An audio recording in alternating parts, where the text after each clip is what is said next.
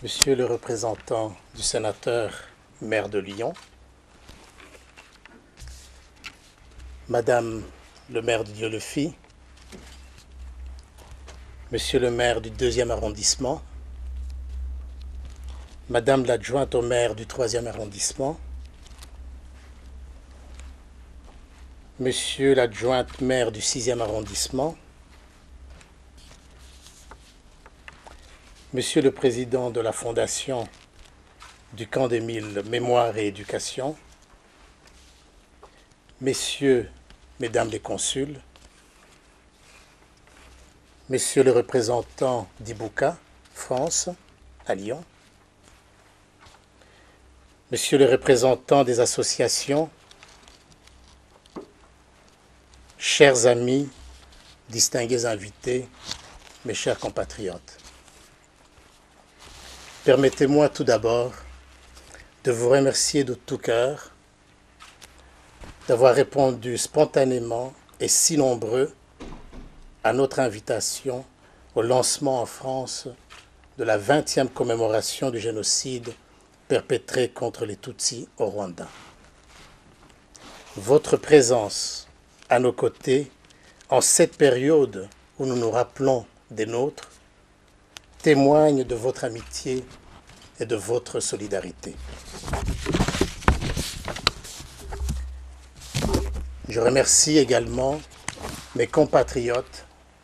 Certains d'entre vous sont venus de loin, de Paris, d'autres de la région lyonnaise et au-delà, tous mobilisés pour cette cérémonie qui nous rassemble autour du souvenir. La ville de Lyon n'a pas été choisie au hasard. Lyon a été un haut lieu de la résistance contre les nazis, sous la coordination de Jean Moulin. Je pense que nous avons tous encore en mémoire les 44 enfants juifs d'Isieux, longtemps cachés, mais qui ont été déportés et exterminés le 6 avril 1944, presque à la fin de la guerre. Cela montre la volonté et la détermination de ceux qui ont perpétré le génocide contre les Juifs. Ils savaient qu'ils avaient perdu la guerre, mais ils se sont empressés de déporter des enfants qui avaient échappé pendant toute cette période de guerre en se cachant et les ont exterminés sans pitié. C'est aussi le lieu où le tristement célèbre Klaus Barbie a été jugé. Mesdames et messieurs, au Rwanda, la période de commémoration a déjà commencé. C'est en effet le 7 avril que la lumière que vous avez vue aujourd'hui a commencé à tourner à travers tout le Rwanda. Mais elle ne s'est pas arrêtée seulement au Rwanda, ainsi que dans le monde, partout où il y a une ambassade, partout où il y a des Rwandais, cette lumière est là, elle se transmet. En effet, la 20e commémoration, Kwibuka 20, a été placée sous le thème de l'unité, de la mémoire et du renouveau. Ces trois mots résonnent comme un appel. Ils nous invitent à réfléchir tous ensemble sur le passé pour mieux préparer l'avenir. Il y a 20 ans, le Rwanda marchait inexorablement vers une tragédie annoncée. Dans cette nation, une des plus vieilles d'Afrique, un mouvement extrémiste avait pénétré tous les rouages de l'État, corrompant ses responsables jusqu'au cœur du plus petit village. L'enjeu était clair. Il s'agissait de mener à bien un projet d'épuration ethnique. Le génocide perpétré contre les Tutsis n'a été que l'aboutissement d'une longue spirale vers la mort. Ce programme avait en effet commencé plus de 3 décennies auparavant. Depuis 1958, il avait été annoncé que les discriminations, les exactions, la violence et les massacres contre une communauté qui partageait pourtant la même langue, la même religion, les mêmes traditions, la même culture et la même réalité quotidienne que le reste de la population rwandaise. Pour ces criminels, le Tutsi était un ennemi de l'intérieur. Après lui avoir dénié ses droits de citoyen, on lui déniait son humanité. C'était un cafard, un cancrelat, que l'on pouvait écraser sans état d'âme. Il fallait le faire disparaître. En février 1994, le monde entier savait que la population Tutsi du Rwanda était en danger. Ce que personne ne voulait admettre, c'est qu'elle était en sursis. Soigneusement préparée, minutieusement planifié, habilement déclenché, ce projet d'extermination a été mis en œuvre pendant 90 jours. Méthodiquement, sur chaque colline, tous les Tutsis vont être pourchassés, encerclés, suppliciés et massacrés. Il n'y aura aucun refuge possible. Les écoles, les hôpitaux et les églises seront systématiquement nettoyés. Ceux qui ont eu le courage de sauver des vies humaines, et il y en a eu, l'ont fait au risque de leur propre vie. C'est le lieu ici de rendre une nouvelle fois hommage à ces justes. Il est dérisoire de donner des chiffres pour décrire une telle barbarie. Mais aujourd'hui, je pense qu'il est quand même nécessaire de mesurer l'ampleur de cette tragédie. En moins de 100 jours, plus d'1 million de Tutsis, soit 1,071 million personnes, sont mortes du 7 avril au 4 juillet 1994. Les experts ont estimé une moyenne de 6 personnes tuées chaque minute. À Nyamata, 50 000 Tutsis ont été exécutés à la machette et à la grenade. En un mois. À Bisesero, après une résistance héroïque pendant 3 mois, près de 60 000 Tutsis ont été tués. Il n'y a eu que quelques dizaines de rescapés. Les victimes sont collectives, mais la souffrance est individuelle. Chaque Rwandais a perdu quelqu'un, parfois sa famille entière. 20 ans après, le traumatisme a peut-être, pour certains, été surmonté, mais rien ne l'efface. Le souvenir des disparus nous accompagne au quotidien.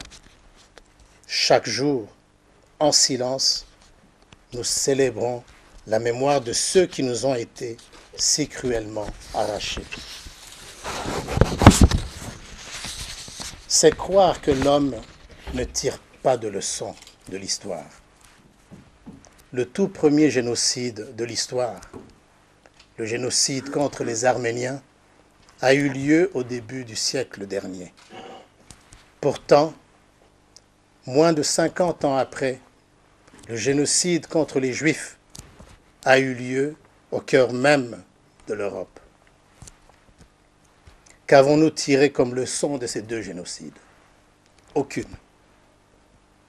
Car un autre génocide a eu lieu 50 ans plus tard en Afrique, au Rwanda, et cette fois, contrairement au précédent, celui-ci a été médiatisé.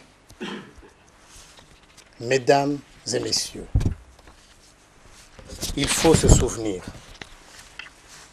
Ce souvenir, nous devons l'entretenir et le faire vivre. Nous le devons à nos disparus. Nous le devons à nos enfants, à nos petits-enfants. Notre souffrance est une force. Elle nous rend plus humains, plus solidaires, plus engagés. Ce sens de la solidarité et de l'engagement, les Rwandais le découvrent et le démontrent chaque jour. Ensemble, nous avons reconstruit un pays neuf sur de nouvelles bases, de nouvelles valeurs. Ensemble, nous continuons à avancer avec détermination. Cette force, nous la puisons dans notre patrimoine culturel. Les juridictions Gacaca ont redonné foi en la justice, en mettant fin à l'impunité et en rapprochant la justice du citoyen. C'est sur ce chemin de vérité et de justice que la réconciliation a été rendue possible. Grâce à une bonne gouvernance, sous le leadership du président Paul Kagame, les Rwandais déterminés et unis reconstruisent tout doucement leur pays. 20 ans après le génocide, le Rwanda est devenu une référence en matière de sécurité, d'éducation, de santé, de parité des droits hommes et femmes, de lutte réussie contre la corruption et du respect de l'environnement. C'est l'effort de chacun d'entre nous qui fait la force de notre communauté. Soucieux d'éviter aux autres peuples la même tragédie, le Rwanda a résolument engagé ses troupes dans les forces de maintien de la paix, au point d'en constituer aujourd'hui les premières forces africaines, francophones de maintien de la paix. Le génocide des Tutsis nous invite à toujours lutter davantage contre l'ignorance, l'indifférence et la banalisation. Nous savons tous que ces sentiments sont le terreau du négationnisme et du révisionnisme.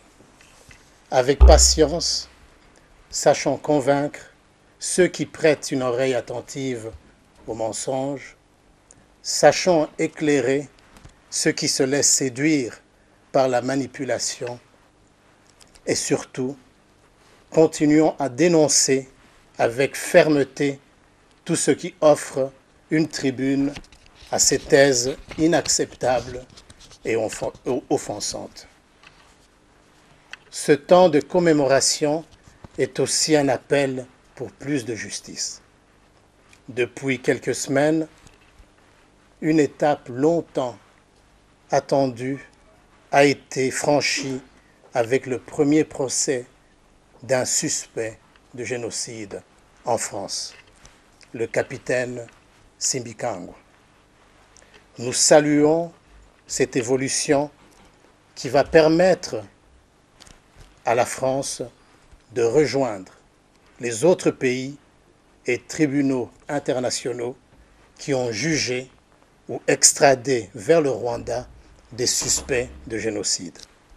C'est le cas notamment de la Belgique, de l'Allemagne, de la Finlande, de la Norvège, des Pays-Bas, de la Suède, du Danemark, du Canada, des États-Unis, du TPIR, Tribunal pénal international pour le Rwanda, et de plusieurs pays africains.